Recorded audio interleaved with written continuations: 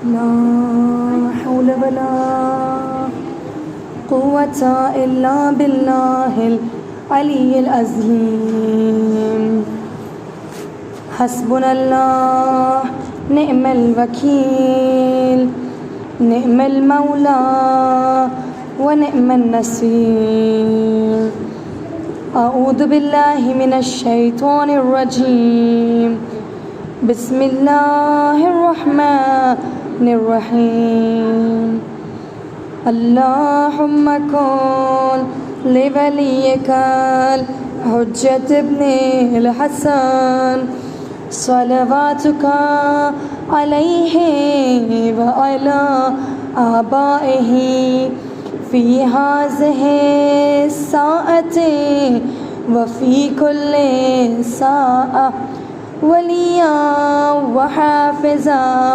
وقائدا وناصرا ودليلا وعينا حتى تسكنه أرزك طوعا وتمتعه فيها طويلا.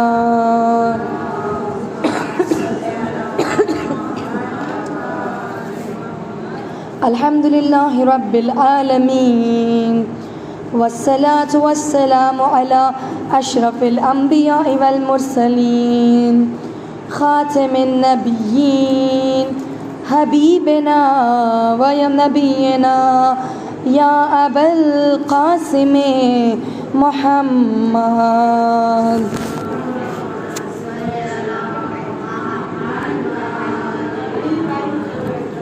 وعلى آل بيته الطيبين الطاهرين المعصومين المظلومين ولعنة الله على أعدائهم أجمعين. قال رب اشرح لي صدري ويسر لي أمري واحلل عقدة من لساني يفقهوا قولي. يا رب الزهراء بحق زهراء اشف صدر زهراء بظهور الحجة. يا رب المؤمنين اشف صدور المؤمنين بظهور الحجة. أما بعد فقد قال الله سبحانه وتعالى في كتابه الكريم وفرقانه المجيد وقوله الحق. بسم الله الرحمن الرحيم. الذين آمنوا وكانوا يتقون لهم البشرى في الحياة الدنيا وفي الآخرة. صلوات محمد وآل محمد.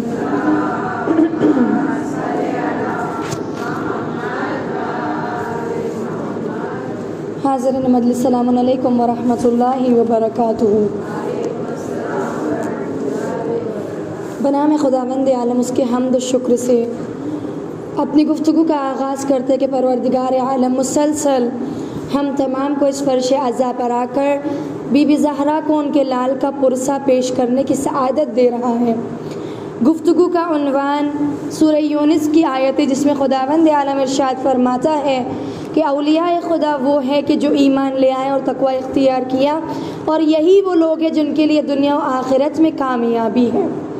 عزیزان گرامی اس کے ضمن میں ہم مسلسل خدا کا شکر ہے کہ اس حدیث کو بارہا دیکھتے آ رہے ہیں کہ جس میں رسالت مآب اس شخص سے کہتے ہیں کہ اگر موت کی تیاری کرنا ہے تو انسان کے پاس 10 مراحل آئیں گے. ان 10 موقعوں کے لیے انسان کے پاس توقع ہونے چاہیے، ہر مرحلے کے لیے 4. کل ہم نے دیکھا تھا کہ انسان اگر اپنا نام جنت میں لکھانا چاہتا ہے تو رضوان کے لیے اسے 4 تحفے دینے پڑیں گے. اب رسالت مآب فرماتے کہ جب انسان جنت میں چلا جائے گا، جنت کی نعمتوں سے فائدہ اٹھائے گا، تو جنت میں انشاءاللہ انسان کی ملاقات رسالت مآب صلی اللہ علیہ وآلہ وسلم.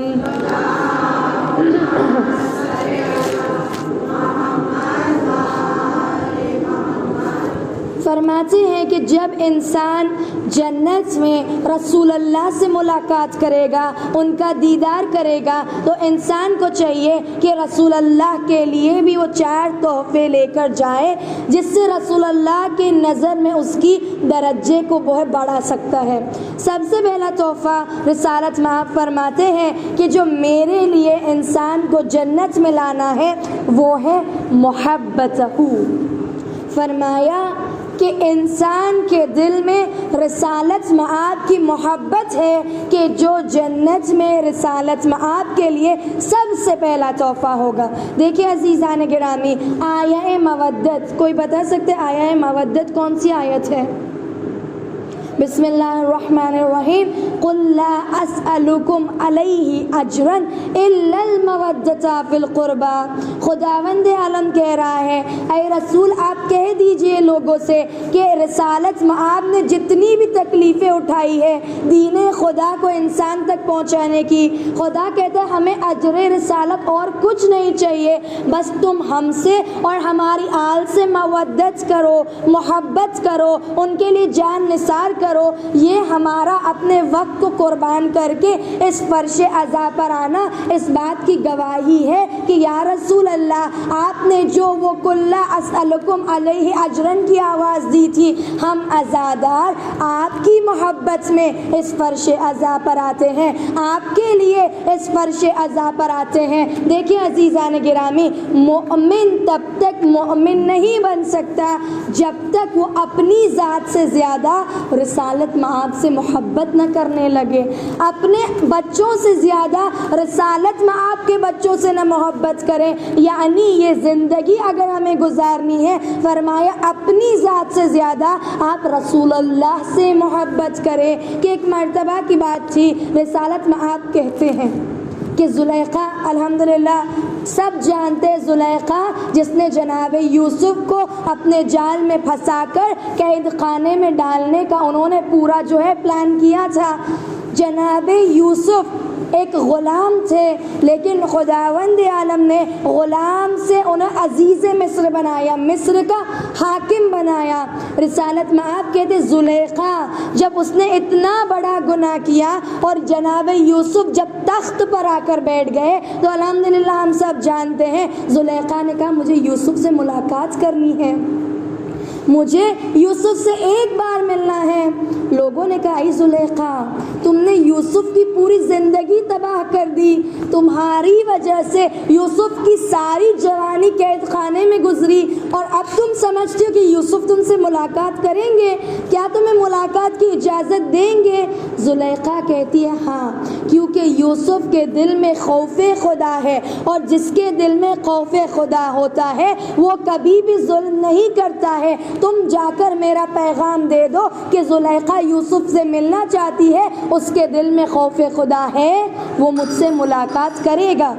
फरमाया जनाब यूसुफ के पास आकर कि ज़ुलेखा आपसे मुलाकात करना चाहती है। ज़ुलेखा को बुलाया गया, यूसुफ तख्त पर बैठे हैं, ज़ुलेखा नीचे खड़ी है। यूसुफ कहता है ज़ुलेखा वो तुम्हारी खूबसूरती, वो तुम्हारी मालदारी, क्या हुआ कि तुम कितनी ज़ईफ़ नज़र आ रही हो, तुम्हारा चेहरा कितना बदसूरत हो गया है, तुम्हारी मालदारी इतनी ज़्यादा पस्त हो गई हो कि कनीज़ों जैसा तुम्हारा हाल हो चुका है। जनाब यूसुफ पूछते ऐ ज़ुलेखा तुमने इतना बड़ा जुर्म मेरे साथ क्यों किया था, तुमने इतना बड़ा जुल्म मेरे साथ क्यों किया था?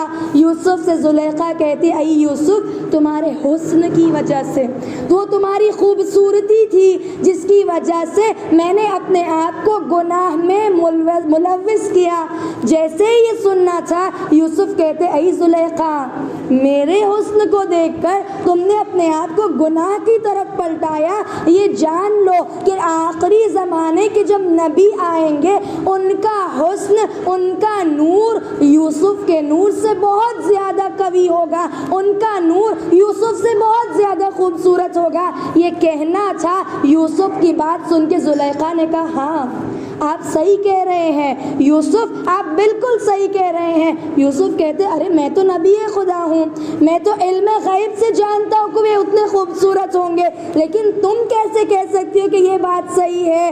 زلیخا نے کہا اے یوسف، جب آپ نے آخری نبی کے بارے میں گفتگو کی تو میرے دل میں ان کے لیے ایک عظمت پیدا ہوئی، ایک محبت پیدا ہوئی۔ بس یوسف کا یہ کہنا تھا کہ خدا کا قول آیا اے یوسف، زلیخا کے دل میں ہمارے آخری نبی کی سید السردار محمد مصطفیٰ صلی اللہ علیہ وآلہ وسلم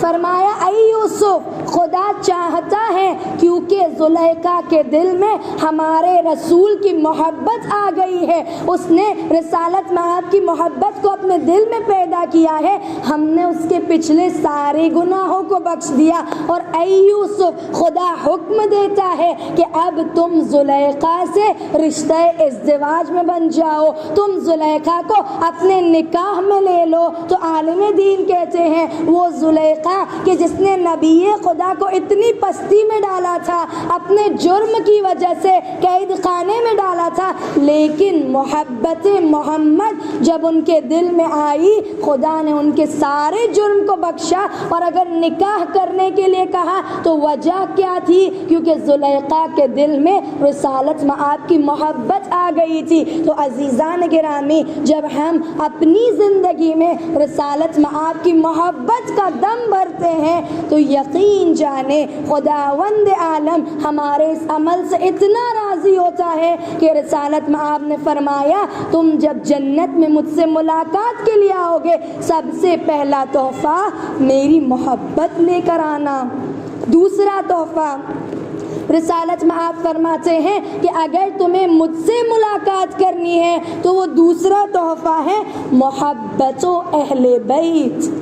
صرف رسول اللہ کی محبت کافی نہیں ہے، رسالت مآب نے اپنی زندگی میں یہ بتا کر گئے ہیں جو مجھ سے محبت کرے گا اسے چاہیے کہ میری آل سے بھی محبت کرے۔ دیکھیں عزیزان گرامی، آج کیونکہ نعرہ حیدری مولا کا نام ہمیں مفت میں ملا ہے، اسی لیے ہمیں اس کی قیمت نہیں پتہ۔ آپ دوسروں کی زندگی میں جا کر دیکھیں، کوئی فقط 3 امام تک مانتا ہے، کوئی فقط 6 امام تک مانتا ہے۔ امام نے کہا جو مجھ سے محبت کرتا ہے اسے چاہیے کہ وہ میرے 12 جانشین سے بھی محبت کرے، اسے چاہیے کہ وہ میرے 12 جانشینوں کی محبت کو اپنے دل میں ڈالے۔ اور آپ یقین جانیں یہ اہل بیت کی محبت ہے، یہ اہل بیت کی محبت ہے جو ہمیں دنیا میں بھی اور آخرت میں بھی کامیاب کرے گی۔ کہ ایک مرتبہ کی بات تھی، ایک شخص کے جس کا نام حارث ہمدان ملتا ہے، کڑکتی ہوئی دھوپ تھی، اتنی زیادہ گرمی تھی، حارث ہمدان مولا کائنات امیر المومنین علی ابن ابی طالب علیہ السلام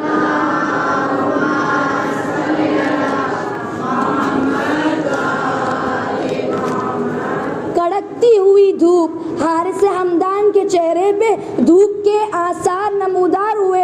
مولا سے ملاقات کے لیے ان کے گھر پہ آتے ہیں، مولا پوچھتے ہیں حارث ہمدان اتنی دھوپ ہے، اتنی گرمی ہے، اتنی کڑکتی ہوئی دھوپ ہے اور تم کیوں ہمارے گھر پہ آئے ہو، کیوں ہم سے ملاقات کے لیے آئے ہو؟ حارث ہمدان کہتا ہے مولا یہ دل رہا نہ گیا، آپ کا دیدار کرنا چاہتا تھا، آپ سے ملاقات کرنا چاہتا تھا، آپ کی محبت میں آپ کو دیکھنا چاہتا تھا۔ مولا کائنات فرماتے ہیں اے حارث ہمدان، تم نے نہ دھوپ کی پرواہ کی نہ گرمی کی پرواہ کی، ہماری محبت تمہیں اس دھوپ میں بھی ہمارے پاس کھینچ کر لائی۔ مولا فرماتے ہیں اے حارث تم نے آج ہماری ایک مرتبہ ملاقات کی ہے، یہ جان لو کہ ایک مرتبہ ملاقات کرنے کی وجہ سے روز قیامت ہم تم سے 3 مرتبہ ملاقات کریں گے۔ ہم کہتے ہیں نا، لوگ کہتے زیارتوں پر لوگ اتنا کیوں جاتے ہیں،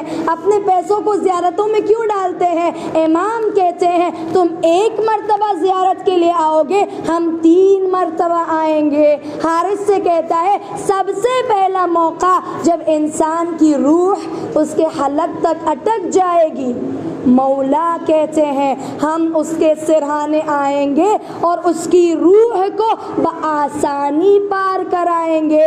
اگر تم ہماری ملاقات کے لیے 1 مرتبہ آؤ گے، ہم روز قیامت 3 مرتبہ تم سے ملنے کے لیے آئیں گے۔ سب سے پہلا جب تمہاری جان کنی ہوگی، جب تمہاری جان، تمہاری روح جسم سے الگ نہیں ہو رہی ہوگی، مولا کہتے ہیں اس وقت ہم تمہارے پاس آئیں گے اور تمہاری روح بآسانی سے نکل جائے گی۔ دوسرا، مولا کہتے ہیں جب پل صراط پر تمہارے قدم ڈگمگائیں گے کیونکہ تم نے ہم سے ملاقات کی ہے، لہٰذا پل صراط پر ہم بھی تمہاری مدد کے لیے آئیں گے اور تمہیں پل سے بآسانی پار کرا دیں گے۔ اور تیسرا تحفہ کہ جب ہر ایک شخص حوض کوثر پہ جانے کے لیے تڑپ رہا ہوگا کیونکہ تم نے ہماری ملاقات کی ہے، روز قیامت ہم تمہیں خود حوض کوثر پر لے کر جائیں گے اور کوثر کے پانی سے سیراب کرائیں گے۔ تو عزیزان گرامی، یہ خوش قسمتی ہماری کہ اگر خدا نے ہمیں ایسے گھرانے میں نہ پیدا کیا ہوتا کہ جہاں بچپن سے یا علی کہلایا گیا ہو، اگر خدا نے اہل بیت کے در سے ہمیں محروم رکھا ہوتا تو آج انسان نہ جانے کس پستی میں ہوتا، آج انسان نہ جانے کون سے عالم میں ہوتا۔ لہٰذا ہمیں شکر ادا کرنا چاہیے کہ 1 مرتبہ ہم زیارت کے لیے جاتے ہیں، امام 3 مرتبہ ہماری زیارت کے لیے آتے ہیں۔ یہ 2 تحفے جو رسالت میں آپ کو دینے ہیں۔ تیسرا تحفہ مولا فرماتے ہیں، وہ تیسرا تحفہ ہے حفظ اللسان علی الفحش۔ کہا اگر رسالت میں آپ سے تمہیں محبت کرنی ہے، ان سے ملاقات کرنی ہے تو اپنی زبان کو ہر برائی سے بچاتے رہو۔ دیکھیں ہم نے انہی تحفے میں کتنی مرتبہ زبان کے بارے میں سنا ہے۔ عالم دین کہتے ہیں اگر تمہیں محمد مصطفیٰ سے ملاقات کرنی ہے، ان کا محبت اپنے دل میں پیدا کرنا ہے تو اپنی زبان کو ہر برائی سے بچاتے رہو، اپنی زبان کو ہر فحشا سے بچاتے رہو۔ ہم دیکھیں عزیزان گرامی، جب کوئی ایک مرتبہ کی بات تھی، جناب عیسیٰ اپنے حواریین کے ساتھ سفر کر رہے تھے کہ ایک یہودی آتا ہے، اپنی زبان سے جناب عیسیٰ کو اتنا برا بلا کہتا ہے کہ جناب عیسیٰ نے تو کچھ نہ کہا، لیکن ساتھیوں نے کہا چلو اسے کہیں لے جاتے اور اسے سبق سکھاتے ہیں۔ جناب عیسیٰ نے کہا رکو، اس نے مجھے بھلا برا کہا ہے، میں اس کے ساتھ حساب لوں گا۔ اس کے پاس جاتے ہیں، یہودی کے لیے ہاتھوں کو بلند کرتے ہیں، خدا سے دعا مانگتے ہیں۔ وہ یہودی اتنا شرمندہ ہوا، معافی مانگا اور وہاں سے چلا گیا۔ لوگوں نے کہا ائی جناب عیسیٰ یہ آپ نے کیا کیا؟ عیسیٰ نے کہا دیکھو، جب کوئی آ کر تمہیں بھلا برا کہتا ہے تو تم بھی اس کی طرح نہ بن جاؤ، تم بھی اپنی زبان سے اسے بھلا برا نہ کہو، کیونکہ مولا کائنات فرماتے ہیں کہ انسان کی شخصیت اس کے زبان کے اندر چھپی ہوئی ہے۔ مولا یہی کہتے ہیں نا، کسی کے لمبے لمبے رکوع اور سجدے دیکھ کر اسے جو ایمان والا نہ کہنا، بلکہ اس کی زبان کو دیکھنا، کیونکہ انسان کبھی کبھی لمبی نمازیں تو پڑھتا ہے لیکن زبان کے ذریعے لوگوں کا اپنا کردار بتاتا ہے۔ مولا کائنات فرماتے ہیں کہ تمہاری زبان ایک سواری کی طرح ہے۔ اب دیکھیں اگر میں گھوڑے پہ بیٹھی ہوں تو گھوڑا مجھے چلائے گا یا میں گھوڑے کو چلاؤں گی؟ بے شک میں گھوڑے کو چلاؤں گی، لیکن اگر میں نے گھوڑے کو کھلا چھوڑ دیا ہے، اب گھوڑا جہاں چاہے گا مجھے لے کر جائے گا۔ مولا کہتے ہیں یہ زبان بھی ایک سواری کی طرح ہے، تمہیں چاہیے کہ تم اپنی زبان پر کنٹرول رکھو، یہ نہیں کہ زبان تمہیں چلائے۔ اکثر لوگ کہتے ہیں کیا کریں ہم اندر سے تو میٹھے ہیں لیکن زبان ہماری کڑوی ہے نا۔ عزیزوں میں آپ سے ایک سوال کروں کہ اگر ایک چائے میں کپ بھری ہے اور اس کپ کو دھکا لگ جاتا ہے تو کیا باہر گرے گا؟ کیا باہر گرے گا؟ چائے گرے گی، کیوں گرے گی؟ چائے کیوں گرے گی؟ یہ اسلامک سوال نہیں، ایک عام سا سوال ہے، چائے کیوں باہر گرے گی؟ دھکا لگا اس لیے، اور لیکن دھکا لگا تو چائے ہی کیوں باہر نکلے گی؟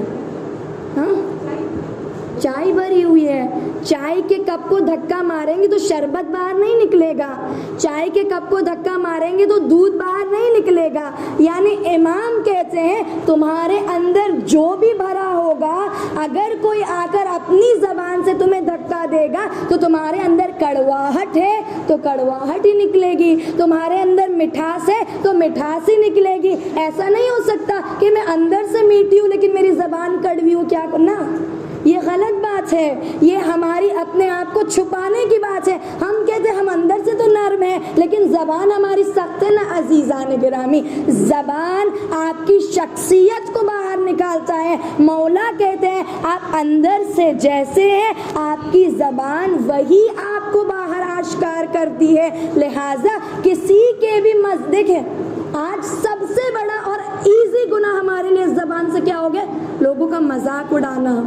آج تو شاید مذاق اڑانے کے لیے زبان کی بھی ضرورت نہیں ہے، آنکھوں کے اشارے میں لوگ ایک دوسروں کا مذاق اڑاتے ہیں۔ کیا یہ مذاق اڑانا ہمیں لگتا ہے کوئی بڑا گناہ نہیں ہے؟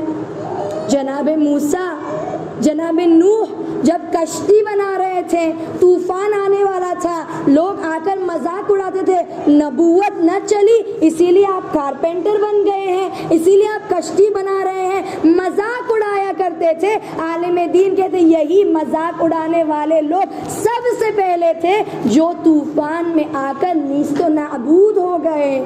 یہ کردار اماموں کا نہیں ہے کہ جس زبان سے آپ ذکر اللہ کرتے ہیں اسی زبان سے لوگوں کا مذاق اڑا کر آپ اپنی زبان کو گندا کر رہے ہیں۔ دیکھیں، مذاق اڑانے سے شاید ہمیں لگتا ہے اس کی عزت پامال ہو رہی ہے، لیکن دراصل مذاق اڑانے سے ہماری عزت خدا کی نظر میں پامال ہو رہی ہے۔ دیکھیں، جب آپ کسی کا مذاق اڑاتے ہیں نا، اس کو تو بیچاری کو پتا نہیں کہ ہم اس کا مذاق اڑا رہے ہیں، لیکن خدا تو جاننے والا ہے نا۔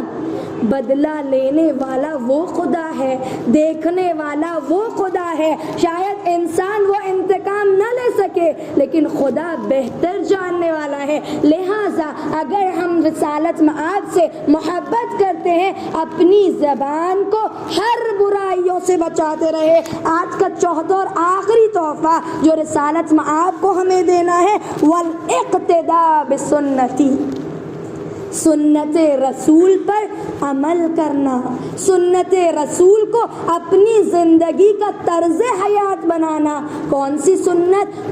جو رسالت مآب کرے وہ ہم انسان کرے۔ اور جب بھی میں سنت رسول پر پڑھتی ہوں، مجھے وہ ایک واقعہ بہت عزیز لگتا ہے جو انسان کو اپنی زندگی میں اتارنا چاہیے۔ کون سا؟ جو ہم بچپن سے سنتے آ رہے ہیں۔ رسالت مآب جب راستے سے گزرتے، وہ ضعیفہ رسالت مآب پر کوڑا ڈالتی، کچرا ڈالتی، لیکن رسالت مآب کچھ کہنا تو دور کی بات، کبھی بھی غصے کی نگاہ سے اس ضعیفہ کو نہیں دیکھا۔ آج ہمارے گھر پہ بازو والے کے گھر سے ایک کچرے کا پیکٹ آ جاتا ہے، ہم اس سے لڑنے جھگڑنے پر اتر جاتے ہیں۔ عزیزان گرامی، دیکھیں میں یہ نہیں کہہ رہی ہوں کہ بازو والوں کو کچرا ڈالنا چاہیے، بات یہ ہے کہ انسان اپنی اپنی ذمہ داری کو سمجھے۔ جب کوڑا کچرا ڈالا، ایک دن جب نہیں ڈالا، ہم تو شکر منائیں گے، بھائی آج ہمارے گھر پہ کچرا نہیں آیا، بہت اچھا ہوا۔ یہ نہیں کہ کیوں نہیں آیا، اس کی حالات تو اچھی ہے۔ رسالت مآب ضعیفہ کے پاس جا کر بتاتے ہیں کہ آج تم نے کیوں کچرا نہ پھینکا۔ اس ضعیفہ کو احساس ہوا جسے میں پوری زندگی ستاتی رہی، اگر میں بیمار پڑی ہوں کوئی نہیں آیا، لیکن جسے میں ستاتی رہی وہ میری عیادت کے لیے آیا، وہ میری پوچھ تاچھ کے لیے آیا۔ تو یہ اخلاق ہے عزیزان گرامی۔ اگر رسالت مآب سے محبت کرتے ہیں، اپنی زندگی میں ان کے اخلاق کو اتاریں۔ کون سا اخلاق رسالت مآب کے لیے ملتا ہے؟ کہ جب بھی وہ کسی سے گفتگو کرتے، کسی کے بات کو بیچ میں نہیں کاٹتے، سب سے پہلے سن لیتے اور پھر اپنی بات کو رکھتے۔ ہمارا کیا ہے؟ سننا ہمیں پسند نہیں، ہم اپنا بول دیں گے، ختم نہیں۔ کہا پہلے سنو اور پھر بولو. یہ اخلاق ہے جو پورے میدان کربلا میں آپ کو نظر آتی ہے. یہ اخلاق ہے. کیا مولا حسین کو نہیں پتا تھا کہ نہر فرات سے قبضہ ہٹا دیا جائے گا, میرے بچے پیاسے رہیں گے؟ لیکن مولا نے بتایا کہ جب حور کا لشکر پیاس سے تڑپ رہا تھا, ہم نے اپنا سارا پانی دے کر بتایا کہ دیکھو کردار ایسا ہونا چاہیے, اخلاق ایسا ہونا چاہیے. یہ کربلا درس اخلاق کے علاوہ اور کچھ نہیں ہے. جو ہمارے معاشرے میں آج عبادتیں تو ہیں لیکن اخلاق ہمارا بہت کم ہوتا جا رہا ہے. اخلاق کے منزل پر انسان بہت پست ہوتا جا رہا ہے. لیکن کربلا ہمیں بتاتی ہے عزیزان گرامی کہ اخلاق کسے کہا جاتا ہے. کربلا ہمیں بتاتی ہے کہ کردار کسے کہتے ہیں. کربلا ہمیں بتاتی ہے یہ اخلاق انسان اپنی زندگی میں کیسے اتار سکتا ہے. بس عزاداران مظلوم کربلا, ہم تمام جانتے ہیں کہ آج ہمارا جمع ہونے کا مقصد, آج جس کا ذکر کرنا ہے, عالم دین کہتے اگر ابو الفضل العباس باب الحوائج ہے تو یہ شش ماہا بھی باب الحوائج ہے.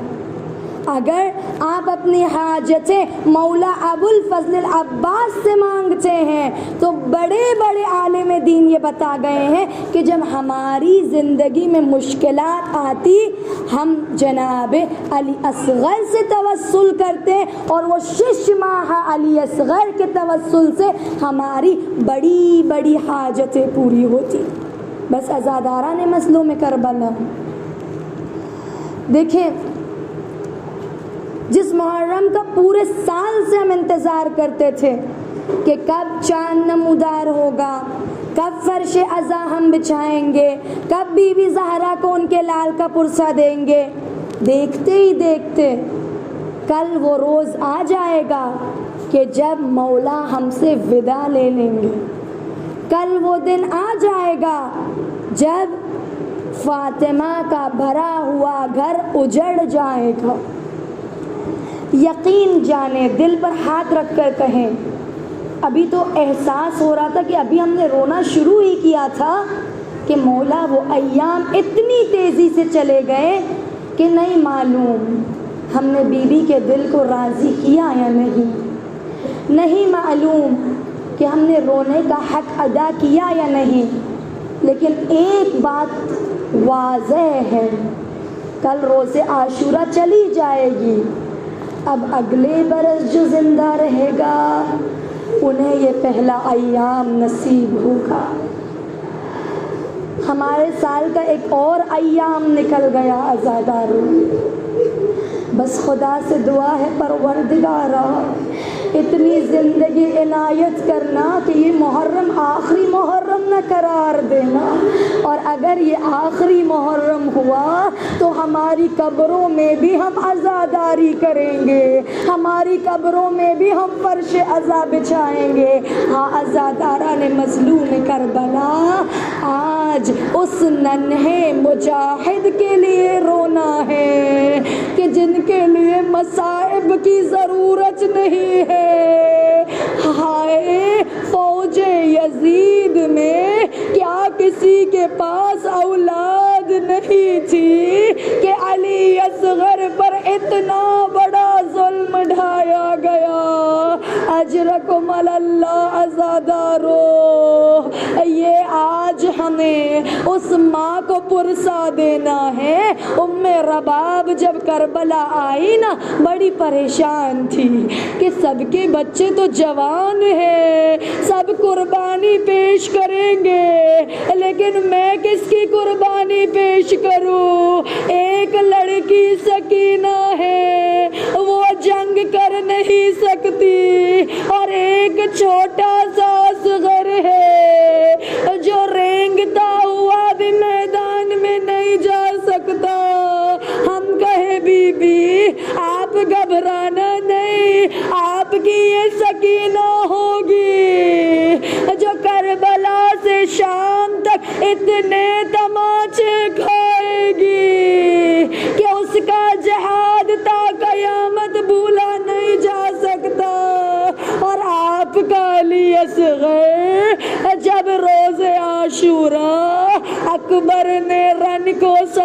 دیا. عباس بازو کٹا کر سو گئے. مولا دائیں بائیں دیکھتے ہیں, آواز دیتے ہیں حل من ناصر ینصرنا. یہ آواز کا بلند ہونا تھا.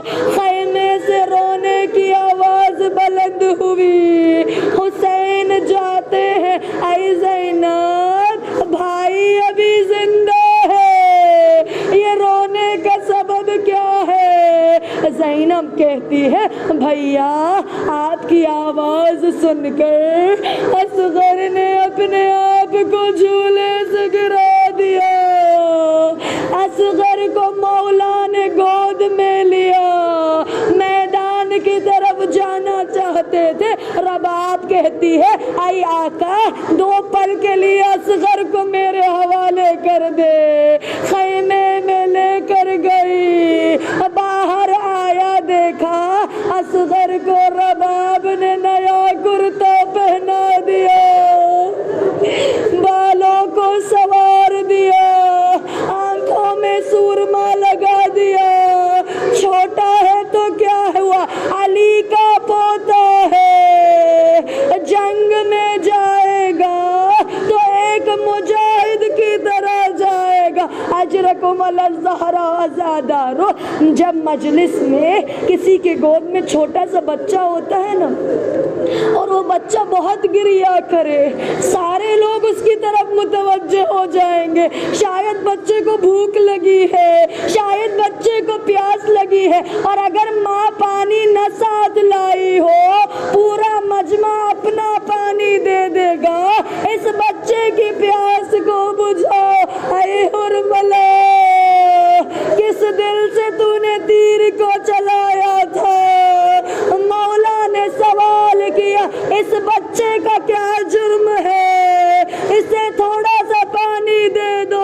فوج مڑ مڑ کر رونے لگی. عمر نے آواز دی اینا اینا حرملہ اکتا کلام الحسین. اے حرملہ حسین کے کلام کو قطع کر دے. عزادارو دلوں پر ہاتھ رکھ کر سنے, جب ہمارے بچے کو ایک انجیکشن دیا جاتا ہے نا, مائیں برداشت نہیں کر پاتی, آنکھوں کو بند کر لیتی ہے یا اپنے منہ کو پھیر لیتی ہے. اے حرملہ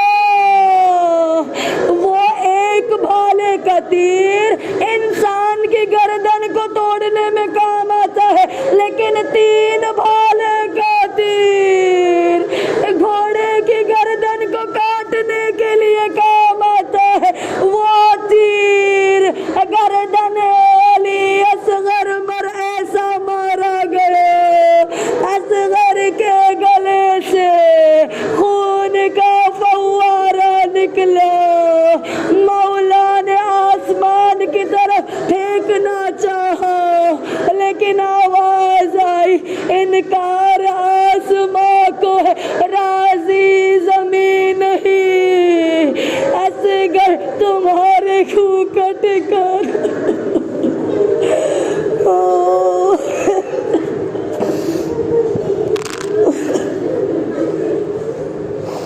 الا لعنت اللہ علی القوم الظالمین وسيعلم الذين ظلموا أيام انقلب ينقلبون. بار الہا پروردگارا ان بہتے ہوئے آنسوؤں کا تجھے واسطہ, ان تمام مظالم کا انتقام لینے کے لیے تیری آخری حجت وارث کربلا کے ظہور میں تعجیل فرما. پروردگارہ جناب رباب کی اجڑی گود کا واسطہ اس مجمع میں اور جہاں کہیں بھی شیعان حیدر کرار اولاد کے لیے تڑپ رہے ہیں, ان تمام کو تو اولاد نگینہ عنایت فرما. خدا را جن گودیوں میں اولاد ہیں ان کی بہترین تربیت کی توفیق عنایت فرما. پروردگارہ ہم تمام سے اس مختصر سی عبادت کو قبول فرما.